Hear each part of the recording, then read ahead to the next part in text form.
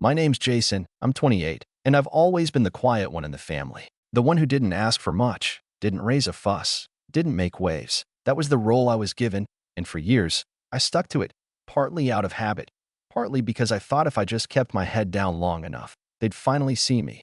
Really see me. Not as the responsible one, or the one who doesn't need anything, but as a son, a brother, a person who mattered just as much as the rest. But that never happened. And this year, on my birthday, something inside me finally snapped. It started like every other family gathering. My mom texted me earlier in the week, casually saying we'd do something small on Sunday. She didn't ask what I wanted. No mention of plans, no dinner reservation, no excitement. Just an, oh yeah, we'll do something. I knew better than to expect much, but a part of me still held out hope, because 3 weeks earlier, for my younger brother Ryan's 25th, they threw a full-blown bash. Rented a party bus, blasted music all over the neighborhood, and even surprised him with a weekend trip to the mountains. Everyone posted photos on Instagram, tagging him with big, beaming captions like "best brother ever," and "can't imagine life without this guy." I smiled politely in the group shots, kept the camera steady when I was asked to take videos, and didn't say a word when no one thanked me for covering the catering deposit up front. That was always my role, the background guy. So Sunday rolls around. I showed up at the house around noon, wearing jeans and a polo shirt, nothing flashy, but I'd at least taken the time to shave and bring over some fresh pastries from the bakery near my apartment. My sister Emma opened the door, distracted and on the phone, barely pausing to say hi before walking back inside. The living room was quiet. No balloons, no decorations, not even a happy birthday banner. Just my mom in the kitchen, pulling a single plastic-wrapped cupcake from the fridge and placing it on a paper plate. "There it is," she said with a tired smile, like she was offering me a rare treat. "You still like vanilla, right?" I stared at the cupcake. The frosting was already sliding off the top, and someone had jabbed a crooked candle into it. My dad came in from the garage holding a card, the kind you grab last minute from a drugstore, already signed in different handwriting by everyone, from all of us. No note, no message, just a few names scrawled under a printed joke about aging. I didn't say anything right away. I didn't trust myself to. I just stood there, blinking back whatever this tight feeling in my throat was. It wasn't anger, exactly. It was worse, like I'd spent years trying to be okay with being overlooked, and now I couldn't even fake it anymore. My dad clapped me on the shoulder. "Go ahead, make a wish. And hey, don't expect a parade. You're not a kid anymore." That did it. I looked up at him, then at my mom, who was busy scrolling through her phone like she hadn't even heard him. My brother was nowhere to be seen, probably still recovering from his birthday weekend. Emma had disappeared upstairs. I was alone in the kitchen, staring down at a cupcake no one even bothered to light properly. I blew out the candle without a word, picked up my bag, and walked out the front door. No one stopped me. No one even asked where I was going. I got in my car, drove back to my apartment, and sat in the parking lot for a solid 15 minutes before I could even move. It wasn't just about the cupcake. It wasn't just about this year. It was about every year. Every time I'd covered a bill without complaint, offered to help with moving, babysat nieces and nephews, driven 2 hours for holidays without asking for anything. Every time I'd made myself smaller, quieter, easier, because I thought that's what family needed me to be. Later that night, after I'd checked into a hotel a few towns over, I finally looked at my phone. One text. From Emma. It read, "Mom's crying. Where are you?" I stared at the message for a long time, thumbs hovering over the keyboard, wondering what I was supposed to feel. Guilt? Regret? A sudden urge to rush back and fix things? Instead, I turned off my phone, closed my eyes, and for the first time in a long time, I let the silence settle in without apologizing for it. The next morning, I woke up early. Not because I had to, there were no work calls, no family texts blowing up my phone, yet, but because my body was still wired from the night before. I'd fallen asleep with that tight feeling still in my chest, the kind that doesn't really go away, it just dulls with time. The hotel room was quiet. Generic beige walls, stiff sheets, the hum of the air conditioner, sterile, impersonal, but weirdly comforting. No family photos. No passive-aggressive comments floating in from another room. Just silence. I checked my phone. Missed calls from Mom. One from Dad. A few from Emma. Nothing from Ryan, of course. I wasn't surprised. He probably didn't even know or care that I'd left. I didn't answer any of them. Not yet. I needed space. Time to think. For once, I wanted to sit with how I felt without having to explain it to anyone who'd already decided I was too sensitive or overreacting. Around noon, I went down to the hotel cafe, ordered a proper breakfast, eggs, toast, coffee that didn't come from a reheated pot, and brought my laptop with me.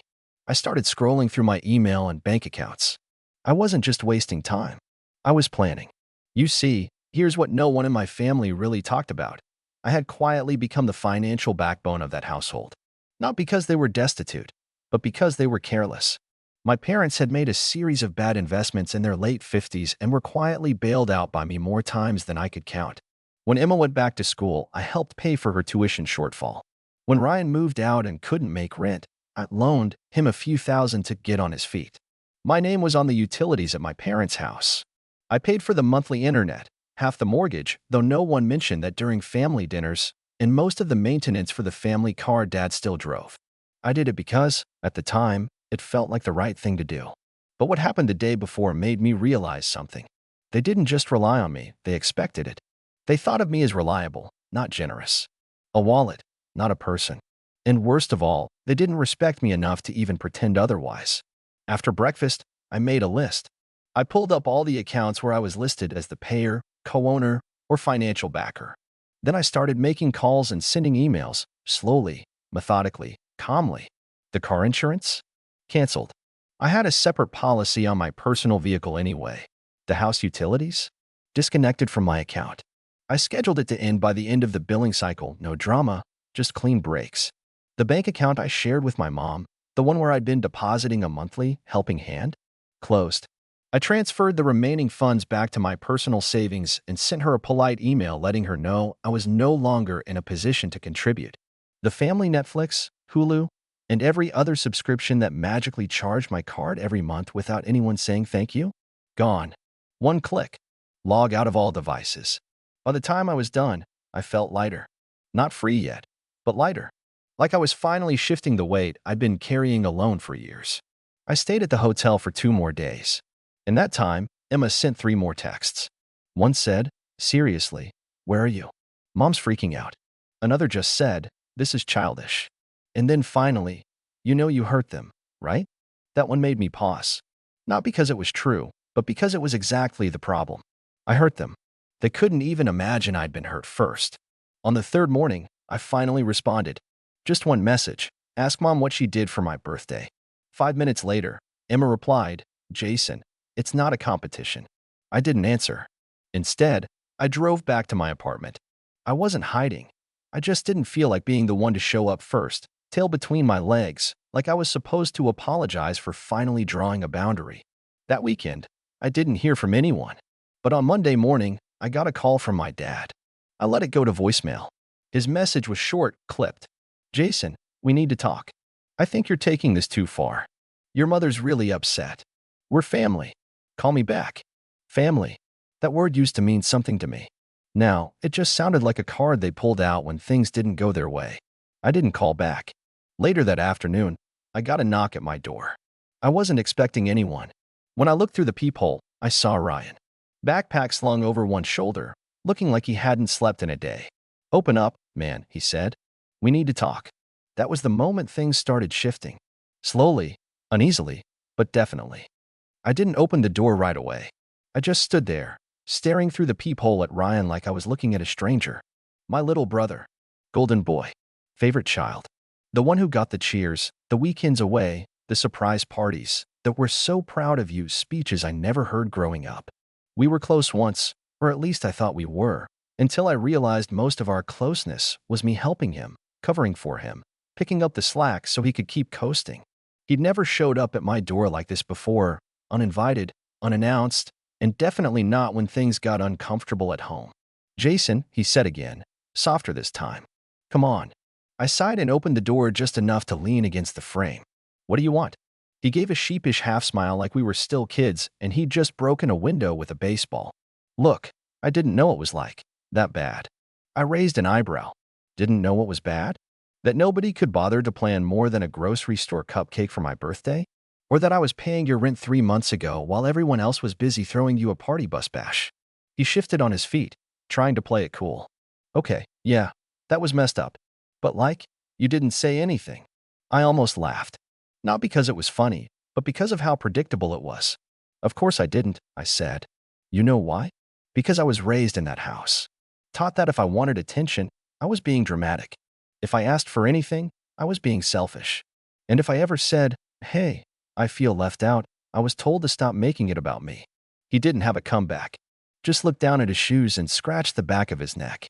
"I mean, yeah, that sounds about right. And you still let it happen," I added. "Every time. You knew. You had to know." He didn't deny it. "I didn't think it mattered to you," he finally said. "You always seemed like you were good. Like you didn't care about that stuff." That hit harder than I expected. I was good at pretending, at swallowing things, at being the one no one had to worry about. But I was tired. So tired of being the solid one, so everyone else could afford to fall apart. I opened the door fully and motioned for him to come in. We sat on the couch, and I waited. Let the silence hang. I wanted him to feel it, the weight I carried in every one of those silences he'd never noticed before. "So, now what?" he finally asked, picking at the loose string on his sleeve. "You cutting everyone off?" I shrugged. "Not out of spite. But I'm done being used." He gave a bitter laugh. "You think they'll even notice?" "I know they will," I said. "Mom's already crying, remember?" He winced. "She's a mess. Keeps saying she didn't mean for things to be unfair. Funny how she only says that now." Ryan looked up at me then. Really looked. Not like a little brother to an older one, but like a guy who just realized someone he'd taken for granted had lines he didn't know not to cross. "What do you want me to do?" he asked. Like, "I can't fix all of it, but tell me what you need." It was a rare moment of humility from him. I believed it, mostly. But I also knew this wasn't just about me. It was about the entire house of cards my parents had built, with me as the foundation. And now that I'd started pulling out, it was all starting to shake. "Tell them the truth," I said. "Tell them you saw me walk out because I was tired of being treated like I don't matter. Tell them I won't be helping with money anymore. No more, just until the end of the month. No more covering Dad's truck repairs or Mom's prescriptions or Emma's tuition shortfalls." He nodded slowly, the weight of that finally settling in. "And if they ask why," I added, "don't tell them I'm angry. Tell them I'm done." He left without another word. Just a quiet nod, like he finally got it, or at least was trying to. I didn't expect him to change overnight. I didn't expect any of them to. But I knew, deep down, something had shifted. Later that night, I got a voicemail from Mom. She didn't yell, didn't guilt-trip me. Her voice was quiet. Tired. "Jason, I didn't mean for it to be so uneven. I guess I thought you didn't need the same things. And maybe that was a terrible assumption. I'm sorry. Please come by. Or call. Just something." I didn't respond. Not yet. Because what came next wasn't an apology. It was denial, guilt, pressure. And then the real manipulation began. 2 days passed. No more calls. No more texts. Just silence. Then, like clockwork, it all came crashing in. It started with a message from Emma, not a text, but a long, dramatic email. The subject line read, "You're tearing this family apart." I didn't even have to open it to know what was inside. Still, curiosity got the better of me. I clicked. The first line, "I don't know what's gotten into you, Jason, but this isn't how families work."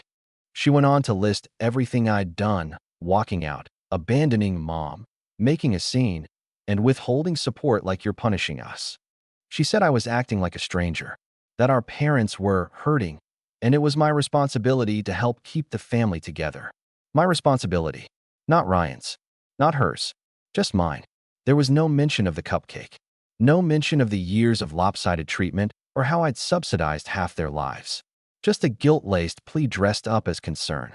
The kicker? She closed with, "If you don't come over this weekend, I don't know if we can ever fix this." I sat there staring at my screen, stunned. Not by the words, but by how unsurprising they were. That weekend came and went. I didn't go.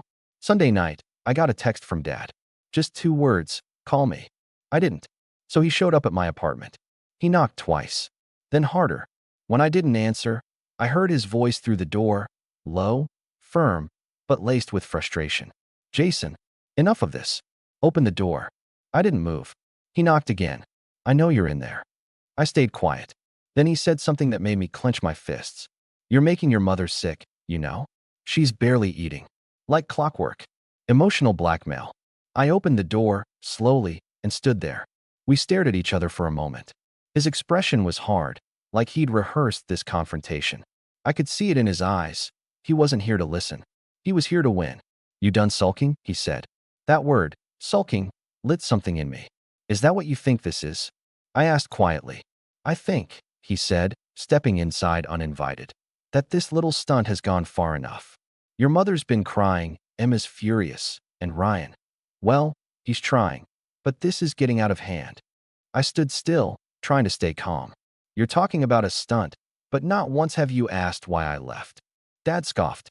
"Because we didn't throw a big party? Come on, Jason. You're 30. You don't need balloons and confetti." "No," I said. "I needed to feel like I mattered. I needed someone to show me that I'm not just a bank account and a backup plan. That after all these years, I'm more than just the one who keeps things running while everyone else gets to shine." He rolled his eyes. "You've always been dramatic." That word again. Dramatic. I laughed once, bitter and short. "You know what? You can go."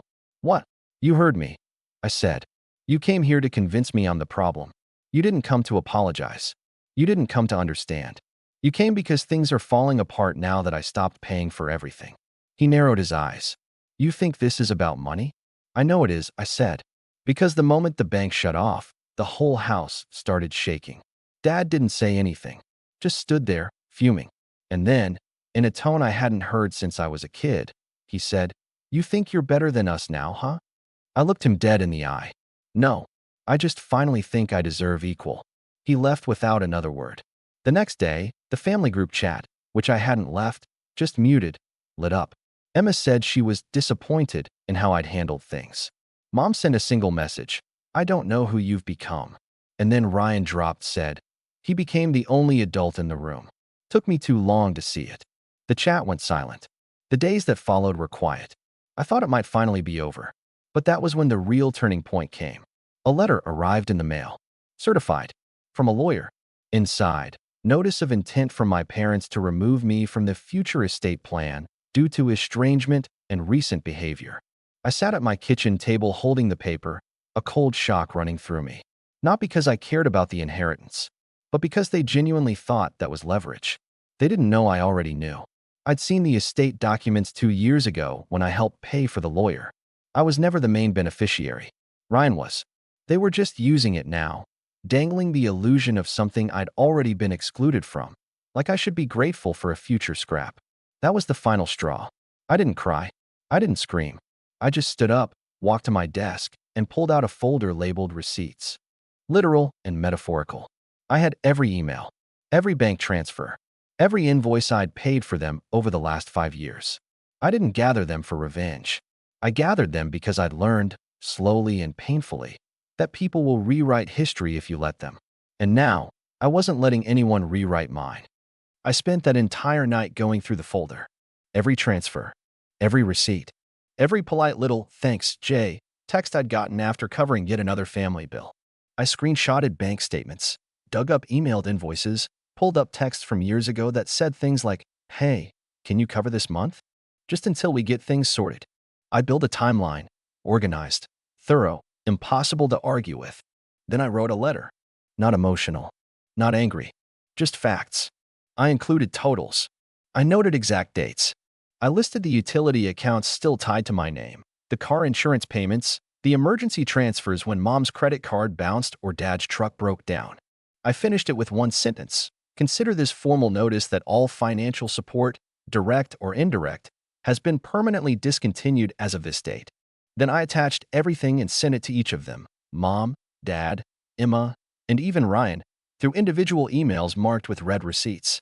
I also CC'd the lawyer who sent me the estate letter with a short message, "Appreciate the heads up.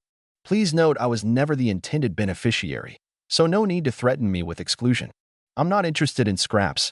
I've been the one subsidizing the empire." Less than an hour later, my phone rang. It was Emma. I let it go to voicemail. Then came Mom and Dad. Then a flurry of messages in the family group chat, most of them some variation of, "This is unnecessary, you're blowing things out of proportion," and my personal favorite, "This isn't how families solve problems." Right. Because apparently, families only solve problems when it doesn't involve confronting their own behavior. Then Ryan texted me privately. I read it all. I didn't know it was that much. I responded, simply, "Now you do." He didn't reply, but I noticed he left the group chat later that night. The following weekend, I got a call from my aunt, Mom's sister.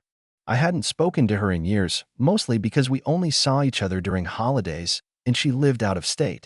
But she'd seen the ripple effect, heard the family's version of the story, then saw my email, which Mom had forwarded to the extended family with a dramatic caption, "Look what Jason's turned into." "I wanted to hear it from you," my aunt said over the phone. So I told her everything, slowly, calmly. I didn't exaggerate, didn't try to spin it. Just laid it out like a story I'd finally decided was worth telling. When I was done, she let out a long breath. "I always wondered why they leaned on you so much," she said. "But I figured it was mutual. I didn't realize they never gave you anything back." That was the first time I heard someone in the family say it. She didn't offer a solution, didn't try to fix it, just validated it. That alone meant more to me than any fake birthday celebration. In the weeks that followed, things changed, but not in the way sitcoms promise. There was no big family reunion, no heartfelt apology in the rain, no group hug in the driveway while dramatic music played. Instead, the silence grew longer, heavier, and somehow more peaceful. Mom tried reaching out a few more times. She even sent a letter in the mail, handwritten, pages long. It rambled, half apology, half guilt trip. She said she never realized how much I did, that she thought I didn't mind, that she wasn't perfect, but always had good intentions. And I believed that. I did. But I also believed that good intentions don't excuse years of selective blindness. So I wrote back, "I don't hate you. I'm not trying to hurt anyone, but I won't pretend anymore. I'm not the unbreakable one, and I never should have had to be. I'm okay with space if that's what it takes for people to see me clearly." She didn't respond. I saw Emma once, months later, at a mutual friend's wedding. She walked up stiffly, held a drink like a shield, and said, "You look good." "You too," I replied. We stood in silence for a beat. Then she said, "Ryan's been different. More grounded. I think seeing the numbers finally shook him." I nodded. "I didn't mean for things to get so cold," she added. "I know," I said, "but I think the cold helped me see what was real." She didn't argue, just gave me a sad smile, then drifted back into the crowd. Eventually, Dad reached out again. Not to apologize, but to offer a fresh start. He suggested we put the past behind us and come by for Thanksgiving. I declined. "I'm building something new," I said. "Maybe someday we can meet in the middle, but not yet." Because here's the thing, he wasn't offering reconciliation. He was offering a reset on their terms. The kind where no one talks about what happened and everything goes back to normal. But I didn't want normal. I wanted honest. And I learned that people who aren't willing to talk about the hurt aren't ready to rebuild trust. In time, I filled the space they left behind. I spent more weekends with friends who didn't treat me like a utility. I reconnected with old college buddies. I even joined a hiking group, something I'd never made time for before because I was always too needed. I celebrated my next birthday in a quiet cabin with 3 friends and 0 expectations. No flashy party. No drama. Just a weekend of peace, laughter, and people who showed up because they wanted to, not because I sent reminders. That was the first time I truly felt celebrated. Not for what I could do, not for what I gave, but just for being me. So no, this story doesn't end with dramatic fireworks or explosive revenge. It ends with a quiet reclamation of time, of space, of worth. I didn't burn bridges. I just stopped repairing ones that only ever led me to places I didn't feel welcome. And I'm not angry anymore. I'm free. And that's worth more than every party bus, every banner, every "from all of us" card I never asked for but kept pretending was enough. Now, I don't settle for crumbs from a table I built.